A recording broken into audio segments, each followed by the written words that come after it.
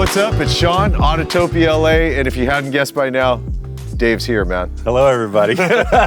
This worked out great. We were talking about it, right? Like, yeah. We have this shoot set up today. It doesn't happen. I've been begging for this. You're not quite done with the car. Let's be honest, dude. The couple things that are not done on it are pretty minor given how radical the build is. Yeah, I put a lot into it, a lot of effort into it. I've had a lot of helpers to make this happen. So no, it's been quite an adventure to build this car. It just takes some time for the motor, the fuel injection to get used to the motor, and so I'm in that phase. What do you got? 500 miles on it now, maybe something like that? I think a little bit more. Yeah? Yeah, maybe 1,000. How long have you had this one for? Probably 20 years, something like that. Oh, it's that long. Oh, a long time.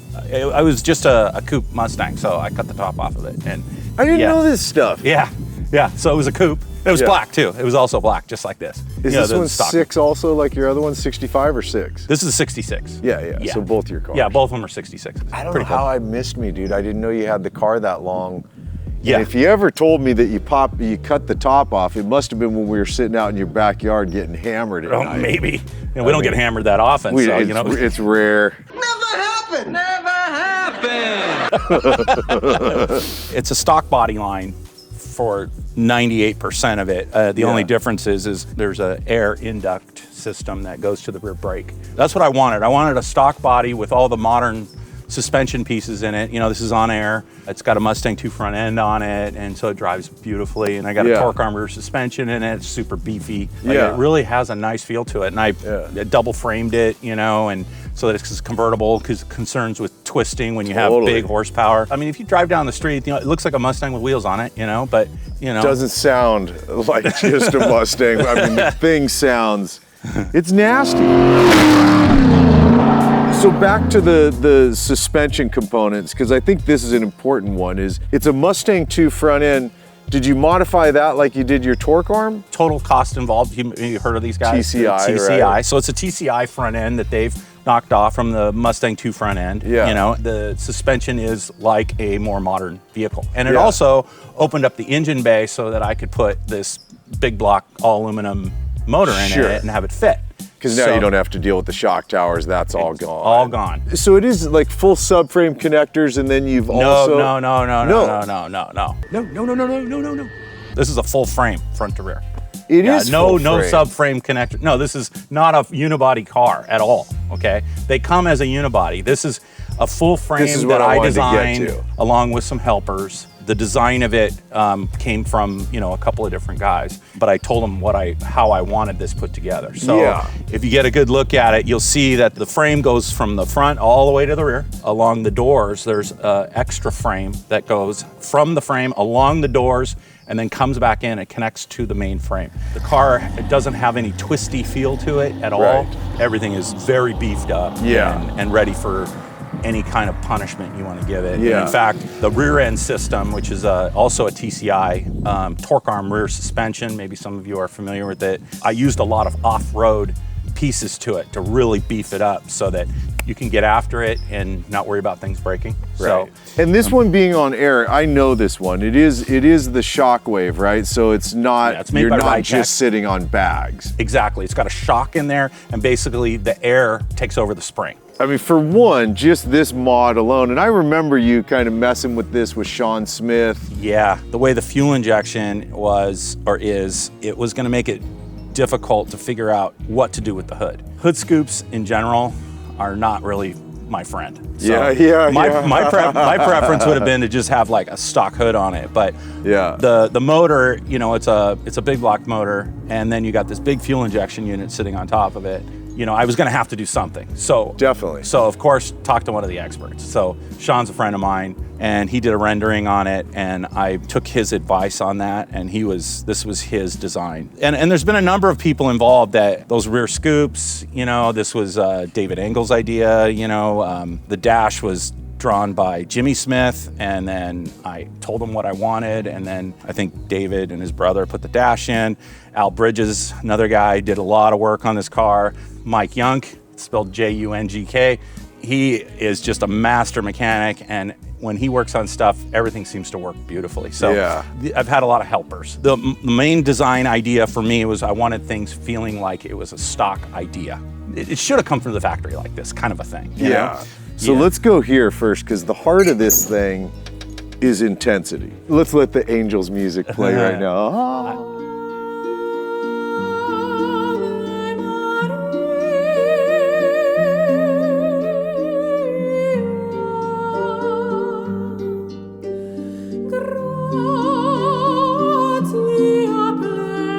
I love everything about it. So this is an FE. This is the motor that was used in the mid 60s in Le Mans. One Le Mans, they put them in the GT40s. This is the motor that Ken Miles used to crush everybody. And but this one, not exactly that. It's actually a much better motor than back then because the technology has advanced so much. Sure. So mine has a number of things that make it, it's a flat tappet. It doesn't have a roller camshaft in it. It's a flat tappet, but this is a Stroker 427. So it's right around 460 cubic inches, right around there. But it's not a 460. It starts with an FE, which if you know things about the Ford motors, a 460 is a different motor. Yeah. It's the block's different. You know. So there's a number of things that was done to this motor to make it so that it's enjoyable to drive and you don't have to work on it all the time. Typically you have to adjust the valves a lot, but the way this is set up, I don't have to do that. The engine builder is a very sophisticated, very smart guy. He builds satellites for a living. That's his real life, but he loves building race motors, and he does a lot of that in the boat industry. He's done everything from top fuelers down to the smallest engines you can imagine, and he just loves doing it. And he's a brilliant guy. So he built me this motor. It has the JE pistons in it. It's got the valves it's got the sodium-filled exhaust valves in it. It's got like it's got a 700 lift camshaft in it, and makes a lot of power. And when he built it, it had a carburetor on it, but the carburetor was going to be sticking out of the hood, and I was not pleased with that. So I went with the fuel injection. Don't get Hilborn injection unless you really know what you're doing. This is a really difficult thing to work on. And that is what this is the Hilborn injection system, right? Correct, with a Holley management system. And then it has 2 stages of nitrous on it, and they're plumbed right into the ports, and a couple other things. How much nitrous is on this thing again? Well, it's a 200 shot and a 400 shot, so it's 2 stages. One is operated by the computer, the other one's operated off my thumb. And what's it making before you hit the nitrous? It makes about 700 horsepower. And it has like 600 foot-pounds of torque. So it's got big power. It's on the button, it's pushing right up there around 1,000 horsepower. And then there's JE pistons in this thing, which is something the top fuelers use. It's a really high quality piston, and it's got the Crowler rods in it, and they've been lightened a bit. And so it's got some really trick stuff done to it. We took some weight out of the pistons. We took 8 grams of aluminum out of them, and that's why this big block motor will go 7,500 RPM. This will really go that high up? We're going to do it today. I'm going to show you. Because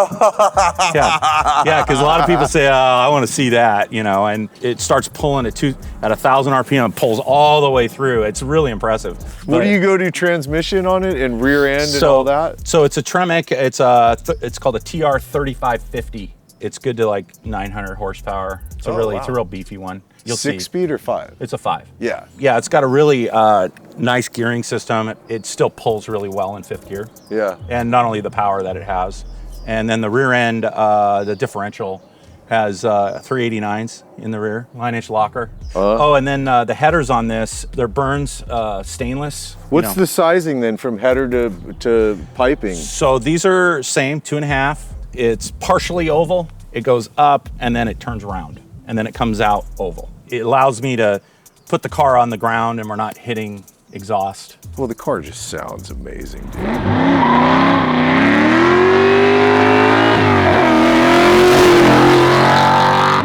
So wheels now too. I remember the controversy on this one because a while back when we first all started seeing the car close to this, 2 different sets of wheels. Basically, I had the wheels on there just for mock-up purposes, just to build the car. The question is, what wheel am I going to do, right? And that, of course, is kind of an important question in my view. I started talking to Sean Smith. Yeah.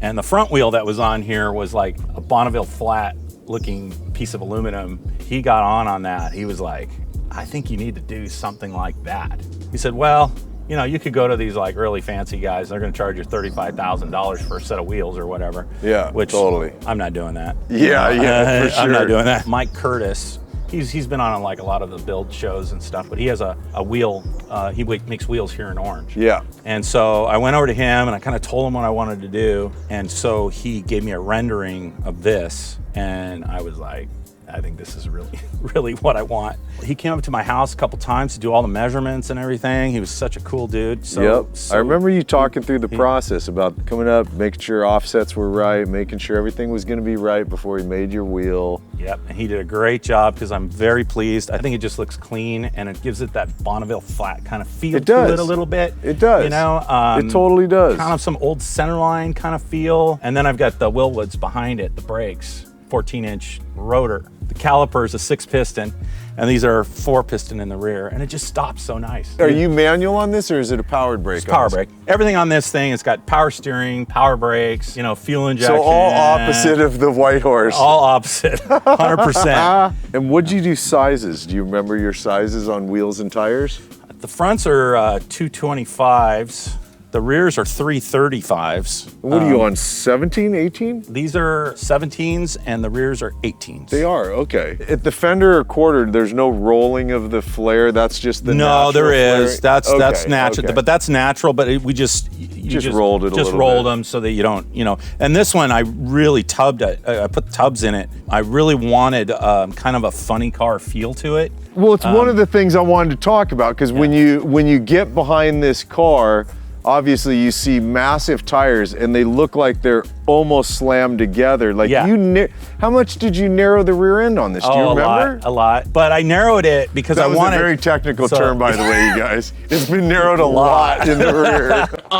A whole lot. But it's got, 31 spline axles in it. It's got all the beefy stuff in it. Yeah. But Yeah. But so, if you look at those funny cars and the tires are kind of in from the body. Totally. And so I like that look. So and this is not as dramatic as that, but I decided to like kind of sit those in there nice and tight. And not only that, but I can fit a bigger tire on here if I really want to. It just always trips me out. This look, like having driven behind you before. Yeah.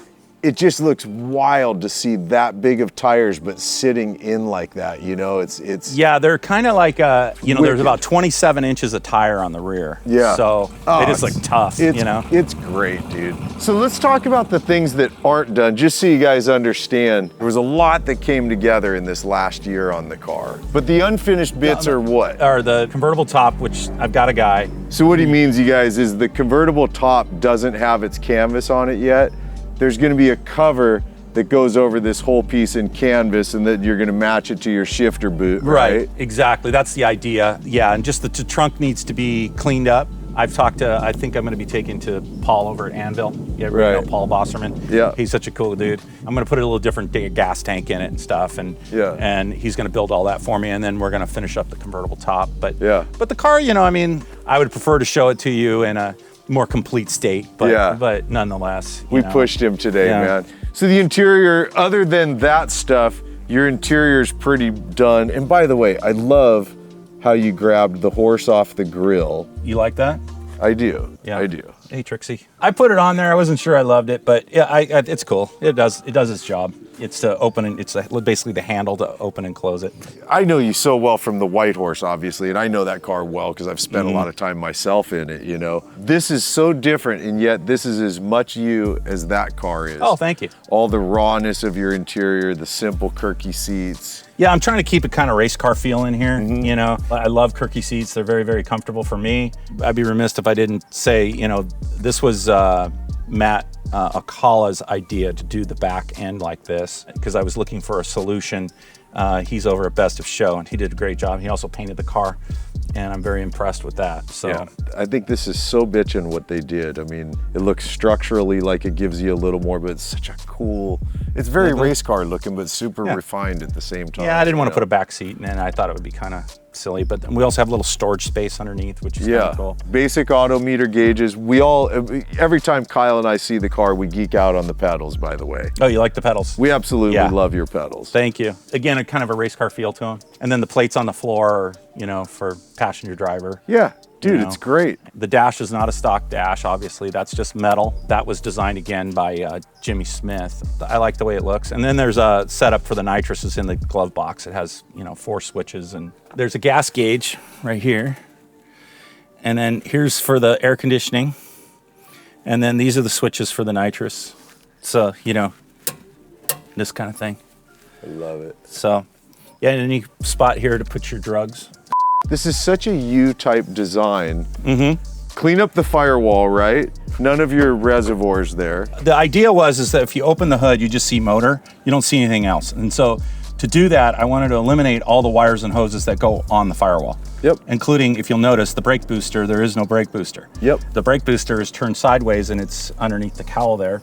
And I just wanted things to look really clean. I even ran some of the lines through the frame that come up inside the car to eliminate, you know, wires and hoses. And that was the idea. So I did my best to do that, and that was a lot of work. Yeah. Because like you'll notice there's no oil filter. You can't see the oil filter because the oil filter is like right here underneath there, and you reach up and you can change your oil from there. So a guy named Al Bridges did the wiring on this, and this has, you know, the aircraft grade stuff on it. So let's show everyone how you made it accessible so you don't have to pull a fender off. You don't have to pull the dash out of the car if you needed to add some brake fluid or even check your brake fluid, right? Absolutely. I always kept in mind, like, you're gonna have to work on this car. They're hot rods. I mean, things go wrong with them. First thing I did was I made it so the doghouse comes off.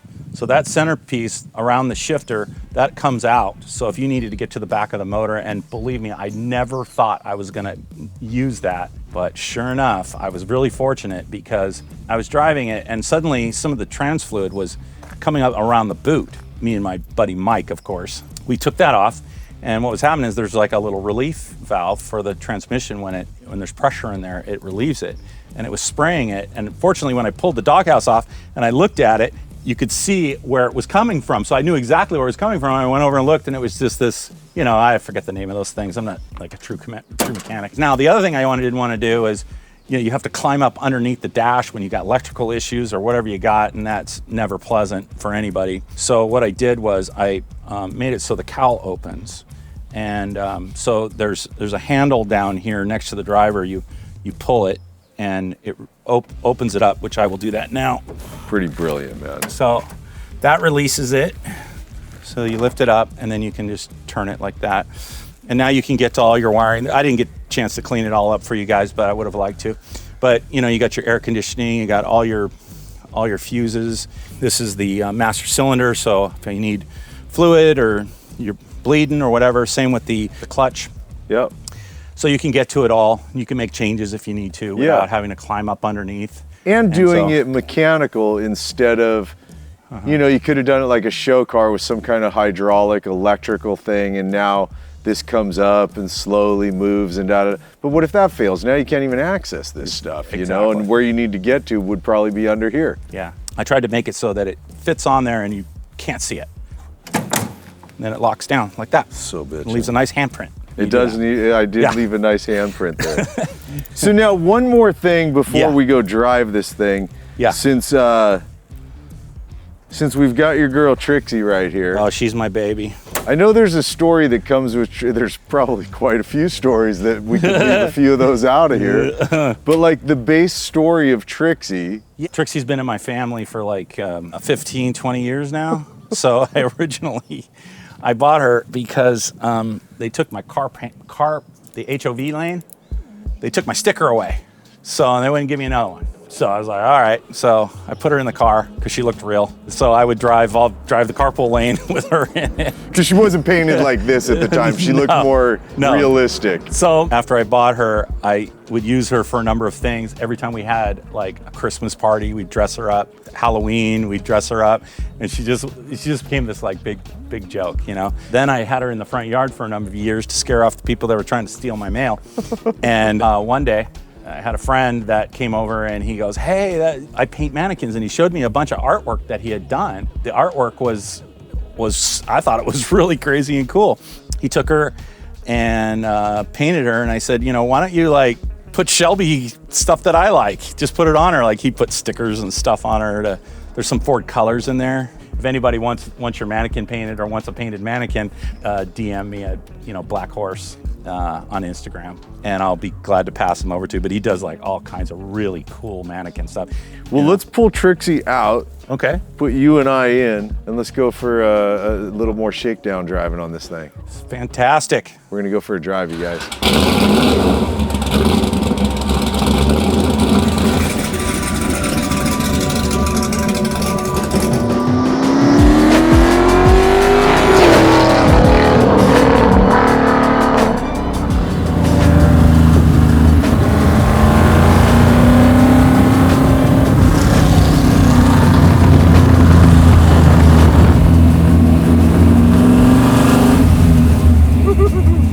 Oh, this is so exciting, bro.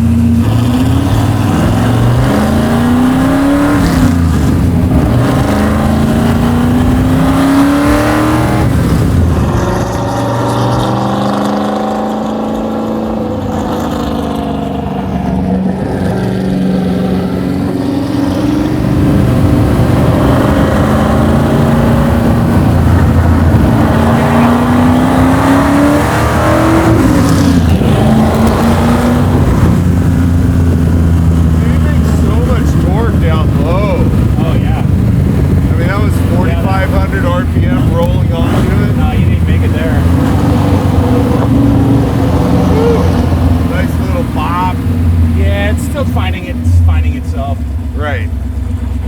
So that's the Holley ECU, right? So it's learning driving. It's learning it. Yeah. Got it.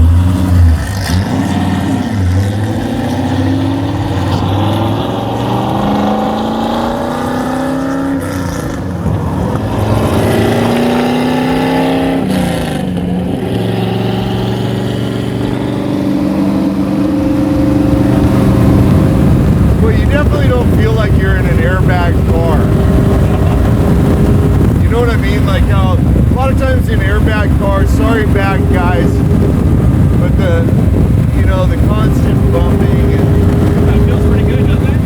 Feels great. Nice ride.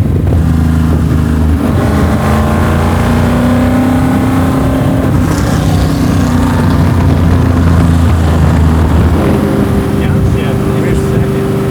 you can go second right now.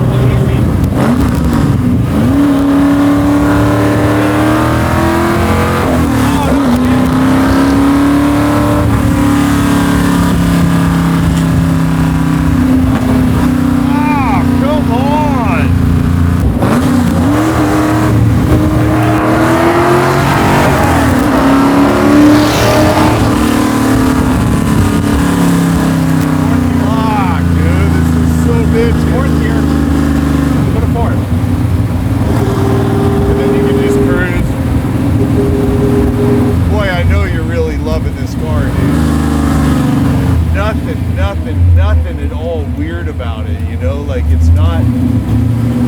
Drives pretty normal. Feels like a modern car. It feels like what it is. It feels like a highly upgraded classic. Like power is classic, but you've got the suspension to make it ride like it does. Yeah.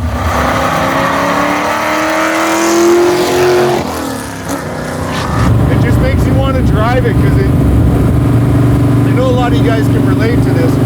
When a car's doing everything it's supposed to do, now you get to do what you want, which is drive the motherfucker. You don't have to, don't do this and watch out for this and uh-oh, temps are too hot, look out. Yeah, it's all good. It's just a highly drivable car. And then with all that torque, I mean, we're at 2,000 RPM, 50 miles an hour, fourth gear. Feels normal. Doesn't feel weird. I love it. I love that. It doesn't surprise me, dude, because I know you like to drive your shit. Yeah, you know, I'm a nice driver. So of course you're going to focus on that. It looks great, but your focus is on the mechanical stuff more so.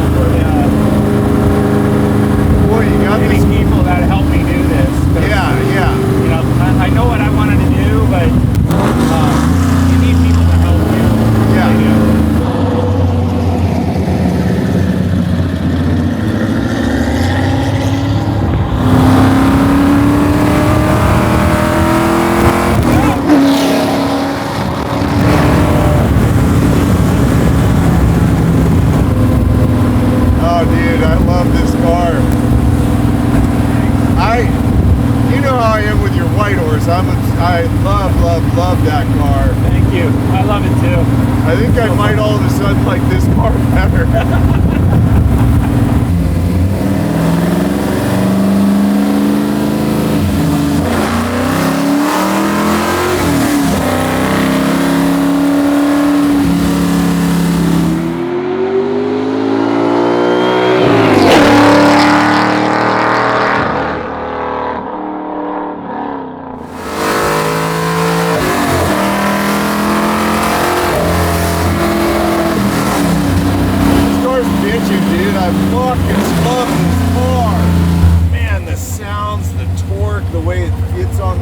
Sits on the road. It's you're loving it, huh, man?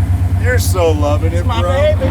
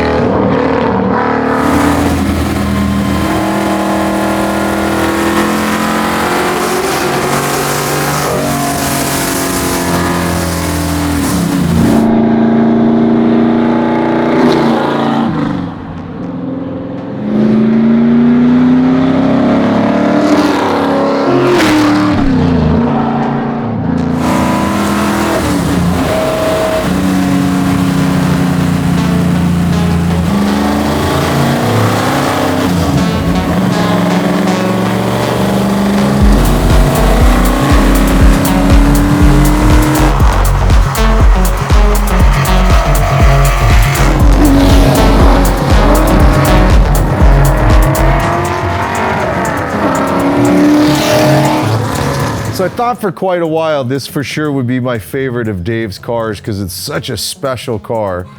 But now driving this one and riding in this one, my mind is starting to be changed a bit. I mean, this is a serious beast, man. This is a no bullshit car. And given that he's in early shakedown miles of it still, you know, think about how hard we just pounded on it.